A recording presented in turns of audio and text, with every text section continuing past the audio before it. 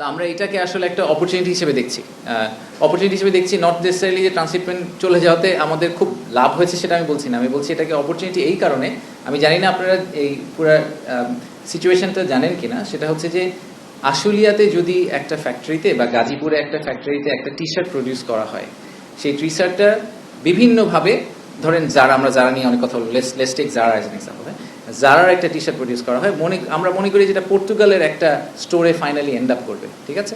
সে কি করবে, তার হাতে কয়েকটা অপশন আছে। একটা হচ্ছে সে আশুলিয়া থেকে ঢাকা এয়ারপোর্টে আসবে, তারপর ঢাকা এয়ারপোর্ট থেকে ফ্লাই করে পর্তুগাল যাবে, পর্তুগাল যেয়ে বা পর্তুগালের কোনো ওয়্যার হাউসিং একটা সিটিতে যাবে, সেখান থেকে ওই স্টোরে চলে যাবে।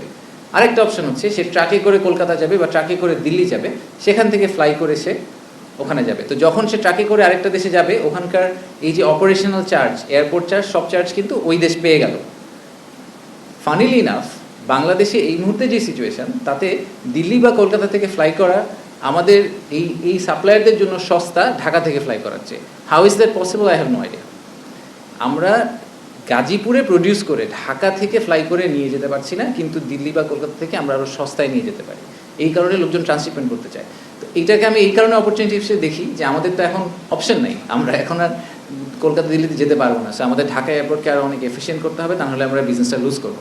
তো ঢাকা এয়ারপোর্টকে এফিসিয়েন্ট করার একটা সুযোগ পাওয়া গেছে, সিলেট এয়ারপোর্টকে এফিসিয়েন্ট করার সুযোগ পাওয়া গেছে, সৈয়দপুর, কক্সবাজার, লালমনিরহাট, বেশ কয়েকটা এয়ারপোর্টকে রিইউটিলাইজ করার একটা সুযোগ পাওয়া গেছে। সো এই অপরচুনিটিটাকে হাতে নিয়ে আমরা ট্রাই করব যে এই ধাক্কায় আমরা কোনোভাবে এয়ারপোর্টগুলোকে আরেকটু এফিসিয়েন্ট, আরেকটু অ্যাক্টিভেট যদি করতে পারি, তাহলে হয়তো আমাদের ওভারঅল ইকোনমির জন্য this will turn out to be a good outcome in the long run. Port connectivity বলতে আমরা বুঝি যে চিটাগংয়ে আমাদের যে কয়টা পোর্ট, আর একটা চিটাগংয়ের এই মুহূর্তে একটা বড় পোর্ট হচ্ছে চিটাগং পোর্ট, যেটা মেইন পোর্ট যেটাকে আমরা বলি। এর সাথে লালদিয়া, পিসিটি, এরকম বেশ কয়েকটা নদীর উপরে পোর্ট আছে, কিন্তু এগুলো কিন্তু সব নদীর পোর্ট।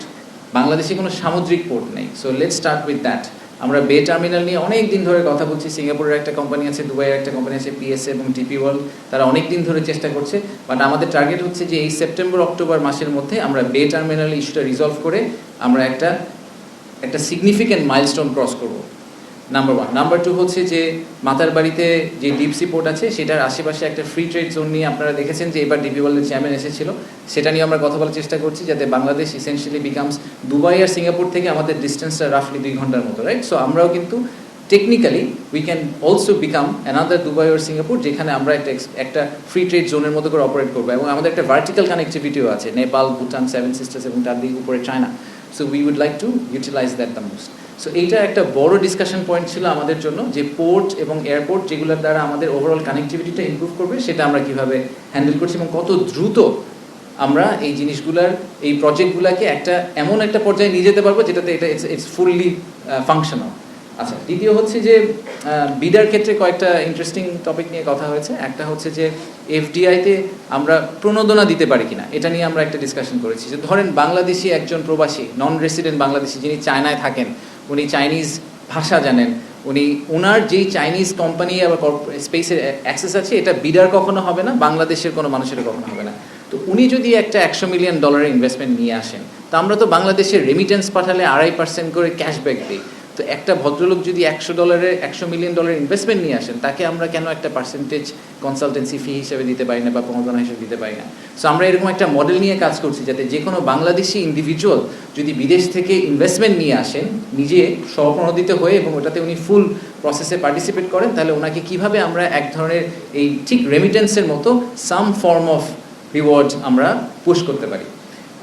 আরেকটা জিনিস নিয়ে কথা হয়েছে, যেটা শফিক ভাই বললেন, যে এই অর্গানাইজেশনগুলোকে কীভাবে আমরা একসাথে করে নিয়ে আসতে পারি, সেটা আমরা চেষ্টা করছি। এটা নিয়ে আগামী 2 সপ্তাহের মধ্যে একটা হাই পাওয়ার্ড কমিটিকে একটা ফাইনাল ভিউ দিতে হবে, যে ওটার চেহারাটা কীরকম হবে, এবং সেখান থেকে আমরা মুভ অন করার চেষ্টা করবো।